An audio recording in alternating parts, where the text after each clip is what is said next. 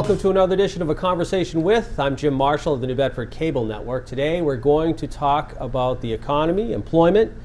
Jim Oliveira from the Greater New Bedford Workforce Investment Board is with us.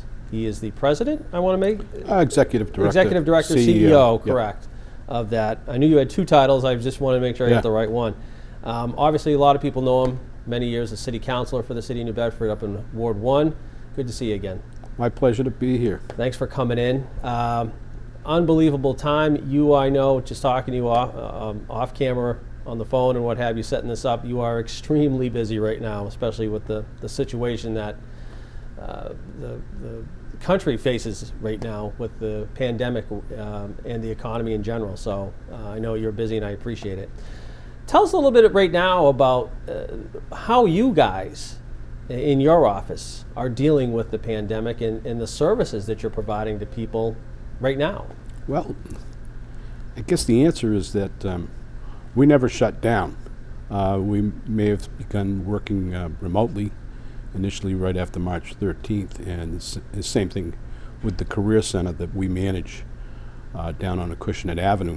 And so there was that big pivot in March when folks got laid off en masse, and basically we took a number of our folks who normally would not be handling unemployment claims, shifted them over. They got trained by the state, the Department of Unemployment Assistance, and they were participating side by side with state workers to manage the influx of calls that were coming in at that time. Over time, things started to even themselves out on both ends. For our purposes at the workforce board level, and what that I mean by that, the staff that manages works for the workforce board. We kind of got back to the offices in May. We have a spread out layout. We're fortunate that the building that we're in is where the health department is, so they're pretty careful about what's going on. They're on top of things over there. We've got a great person that manages the facilities there, keeping it clean, and we returned back in May so that we could really spend more time collaborating with each other. We mentioned that earlier before the show started, that what's missed the most is the collaboration and the free flow of ideas, rather than trying to set up a certain time to meet and I forgot to talk to you about this. Well, you can do it in our spaces as they exist. Everybody wears masks. Everybody has to attest to how they're feeling each day. We take our temps before we go to work, and we sanitize, wash, sanitize, wash. But it's for us, it's been kind of like ops normal. Yeah. The Career Center themselves, they have been working remotely. The tide has changed to helping folks access training, to participate in getting them to participate remotely in Career Center services that are available, so that folks who are unemployed get called in, ask them to participate in this seminar, and then they can begin to think about what they want to do. We even have resume writing up on remote training. We've got a couple of other ideas that we've been working on as well.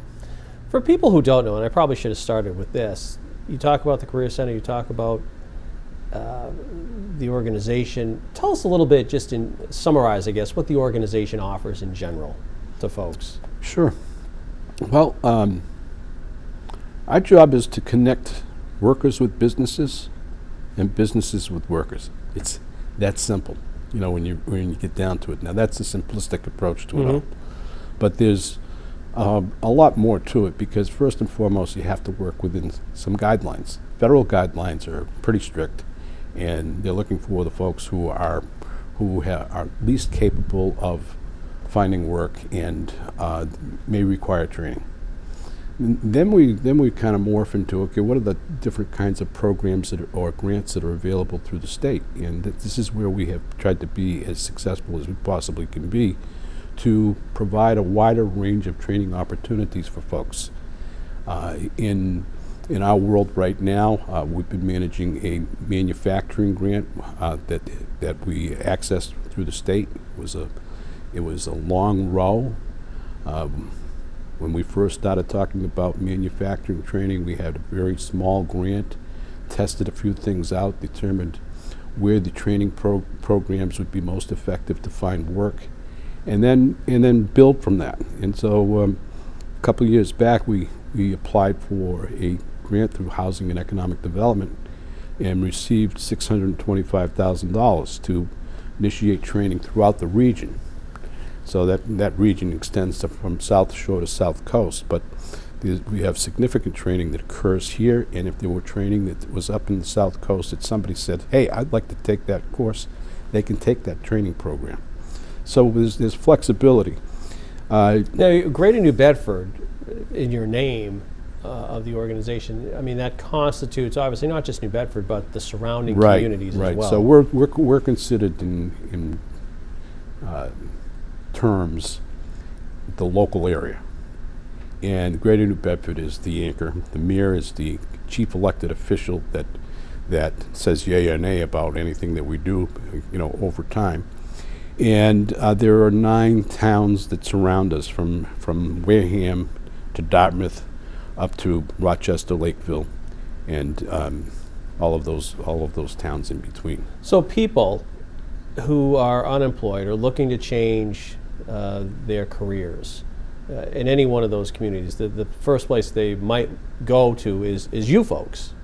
I think so. I mean, a lot of folks consider that, nowadays that there are so many online platforms also where you can investigate for jobs. Right. But we kind of feel that we've got probably one of the best online platforms, and we utilize, we have a statewide system called Jobquest, and as job orders come in from employers, we get them into the system so that they're open and available to anybody that wants to view it. So if you were to access jobquest.com, you would register, and then you would have the opportunity to view some of these jobs that may be available. So this is where we always say there are jobs, but you got to figure out how to access it.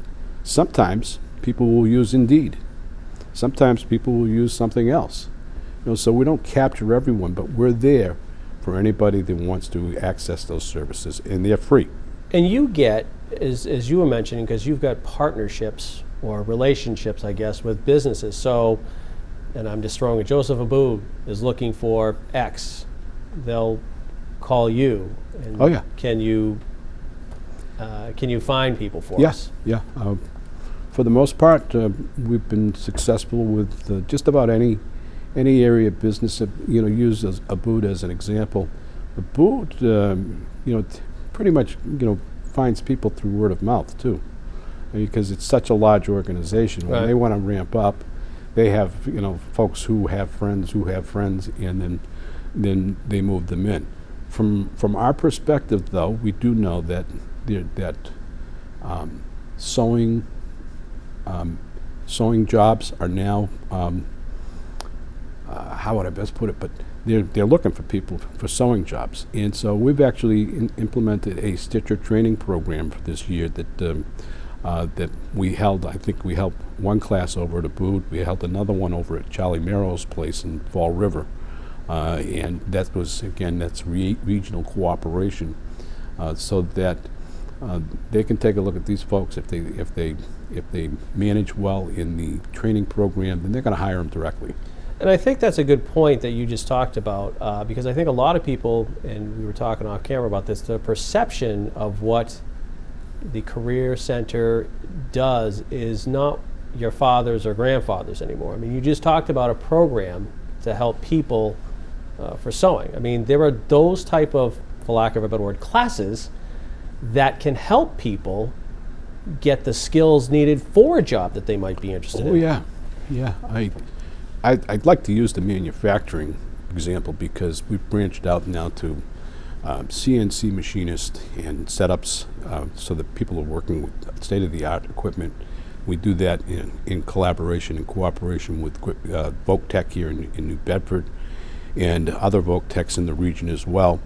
so that you can take that type of training. You can take welding, and I'd love to use the example now that we just purchased a virtual welding setup that we're putting together in our offices in a lab, and we'll be teaching people virtually first before they actually go into the shop, and that's very helpful because you don't waste stuff. You gain more confidence, and we're very, very excited about something like that. And we're not talking kids. When you say Voc Tech, you're talking about adults. Adults and kids as well. Don't get me wrong. Out of school youth too. Right. So we try to we make this stuff available to out of school youth as well. So if there's a youth that has left school or graduated and they're still looking for something to do, there's an opportunity to access that type of training, because I think what happens is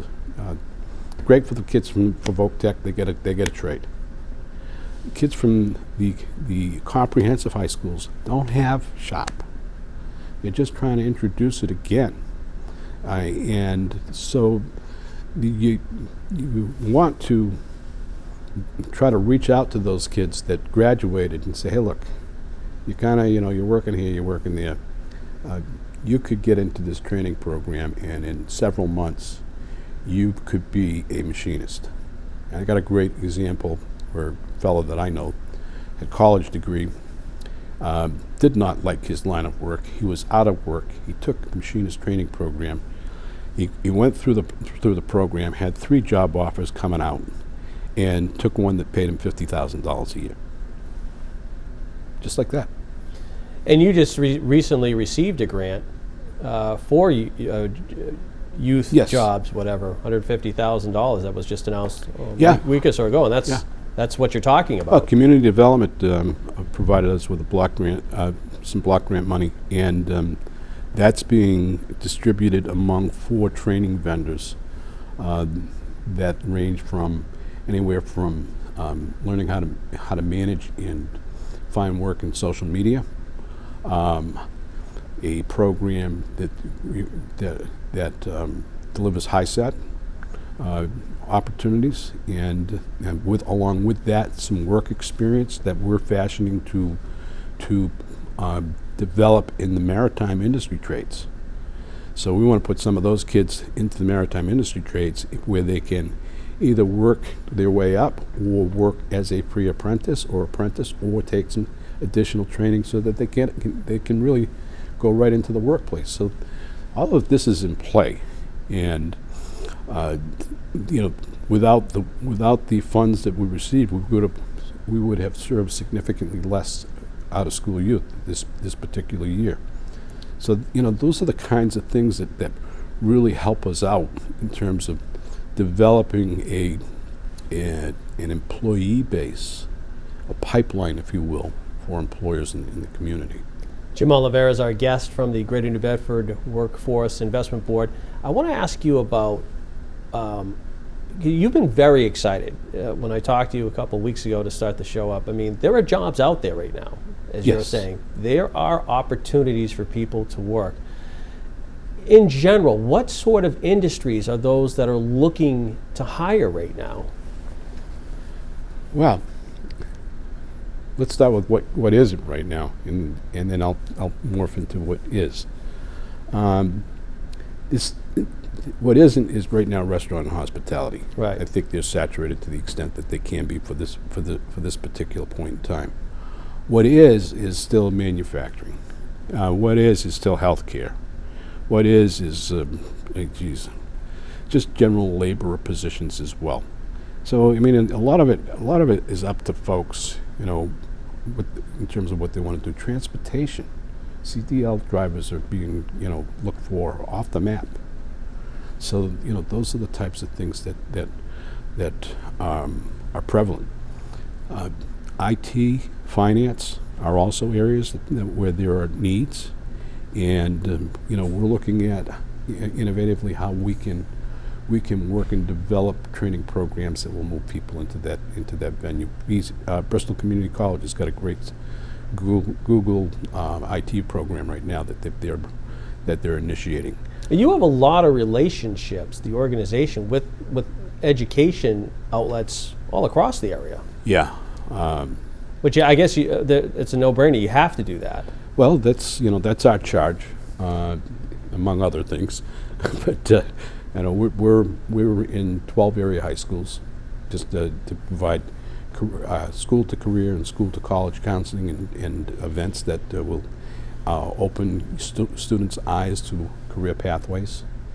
We are well positioned with the colleges and universities in our immediate region, as well as external to our immediate region, which I call the larger super region that extends from South Coast to South Shore. So we're pretty much on top of things. As an aside, one of the things that we're doing as a workforce board is working with Mass Clean Energy Center and facilitating what we call a community of practice among 5 training institutions. BCC, 4Cs, Martha's Vineyard High School, Mass Maritime, and even the pipe, what do they call them? Well, one of the unions, anyway, pipe fitter unions. Mm-hmm. And each of them have developed training programs that are being offered to the general public so that they can take a look at wind energy as an option down the road. And that option's not too far away at this stage of the game. So now you have to have an understanding of wind energy, have an understanding of the types of jobs that are going to be provided by what we call the Tier 1 contractors. It's going to be is a general contractor right now for Vineyard Wind, and then you're going to have your Tier 1 contractors. These are the people that are going to be hiring local. So we're focusing in on that too, getting a better fix and understanding of who is actually being selected as those Tier 1 contractors, and working in conjunction with Vineyard Wind to determine how do we connect people to those jobs, and also understand what those contractors have needs for and the type of training that corresponds to what their needs are. When you talk to potential employers, what are they looking for? Because I would assume that the skill set might not be available for the people they need, but there are good people out there that watching the show and I want to do healthcare, for an example, but I don't have any experience. What are employers saying to you that these people need? Is it a long training program? I guess depends on the job, but a lot of people really need a job right now. So what are employers telling you that the employees need to do? So I'll start with the most important thing, good soft skills, which means showing up on time, being reliable, and being helpful on the job. That's the number one thing that anytime we talk to an employer, they say, I want somebody to show up and it's going to stick with it. Sounds old-fashioned, really. It is, but it hasn't changed. Yeah. That piece hasn't changed. Now, in terms of having some skills, it depends on the level of the job. This is why we work with folks and say, hey, well, you want to work in healthcare. Well, there's a pathway and trajectory in healthcare that you can subscribe to that will provide you with the most basic job, which would be CNA or home health aide, and then building upon that to participate. Let's just use an example, a RN program or an LPN program that's for 2 years, and then move toward your bachelor's degree, and then potentially move beyond that too. So we don't just talk about what the job is, but what's the career pathway. Right. That's the most important thing, so that you know where you know where you are today, and if you stick with it, you can create greater opportunity for you in the future. And that's what we're all about. I keep looking at this and saying, what are we doing for our people? And that's creating opportunity. If we can get them to work, we've created an opportunity. You talked about the wind energy, but obviously, which is potentially to go gangbusters for you and for the region. But the old reliable you were talking about is just marine, fishing. Those jobs are still out there, and you were saying that the training, you're still doing the things with those. Without a doubt. The Port Authority Harbor Development Commission released a report last year. The report indicated that the gross national product or domestic product for the harbor is $13.2 billion. And the mayor likes to tout the fact that that's 2% of the GNP of the state, too, by the way. And it continues to grow. It continues to grow both on the fishing side, on the support side for all of the boats in the harbor, and for the pleasure craft as well.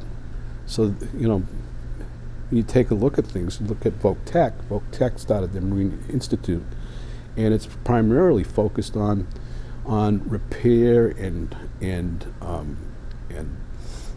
taking care of pleasure craft more so than the commercial boats. Now the commercial boats are being supported by some of the boat yards that are now beginning to look for people.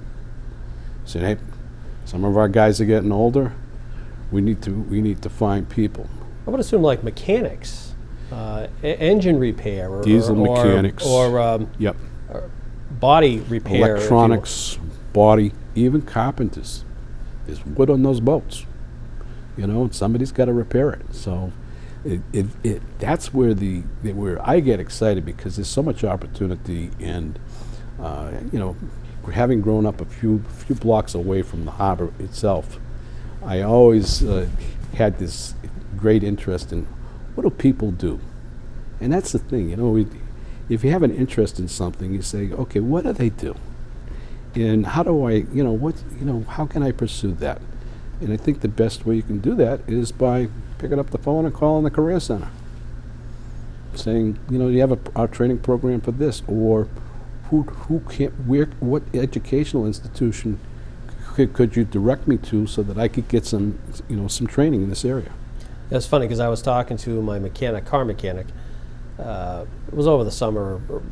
It was after COVID started, but it was still in the early midst of it. And he was saying that he was having a hard time trying to find a qualified mechanic. And it just struck me as funny, saying, "Well, there's always going to be cars that need to be repaired.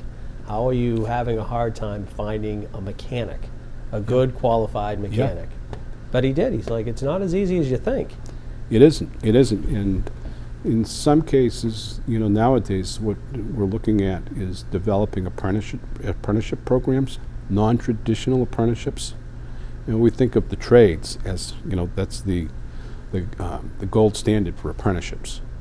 Well, the state and the federal government have been working and encouraging organizations such as ours to look into how do you develop apprenticeship programs for non-traditional jobs. We're looking at one now for an HVAC guy. I know that's a popular program at Voc-Tech, actually. Yes. And so recent HVAC graduate who is having difficulty finding a job because he doesn't have the experience. So we're going to develop a work process for this individual so that they can go to work for a local employer who we're working with, and that they will have subscribed duties while they're on the job, and then also have some remote educational training that they have to participate in so that they can get more up to speed in the position that they're working in. It's funny you talk about trades too, because you look at right now during the pandemic, you see the housing industry going bangbusters because people are doing home repairs, they're buying houses, so they're doing new things. They need electricians, they need plumbers, they need welders. I mean, it just seems that those jobs that are related to the housing industry, they don't have enough right now. That's true too. And across the region, something interesting popped up in the last year as we were looking at labor market information, that construction is an area that is requiring more workers. If you look out on the Cape, oh my God, the Cape is just, they're coming across the canal to try to find people so that they can continue their jobs out there. It's crazy. So, I mean, I understand your excitement when you say that there are there are jobs to be had if you're willing to look for them and go get them.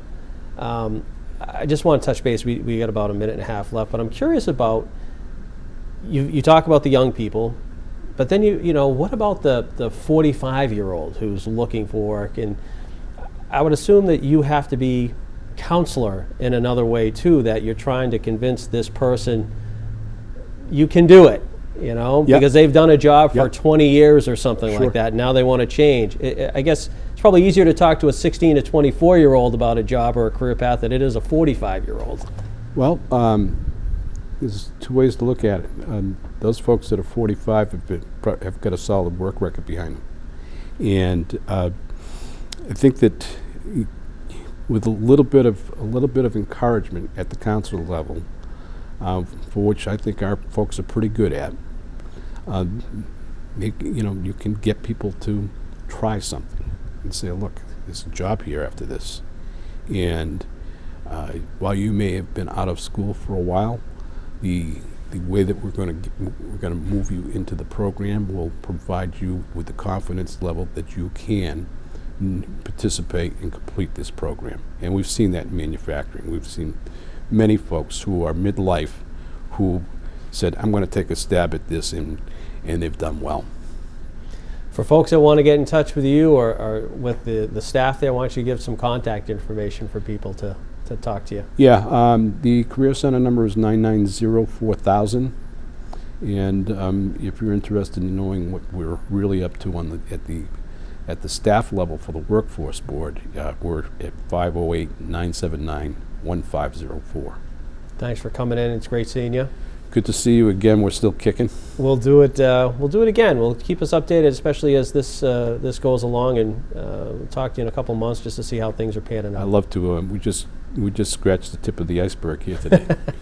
Jim Oliveira, our guest. My thanks to him for coming in. That's going to do it for this edition of A Conversation With. I'm Jim Marshall. Thanks for watching us, and we'll talk to you again soon.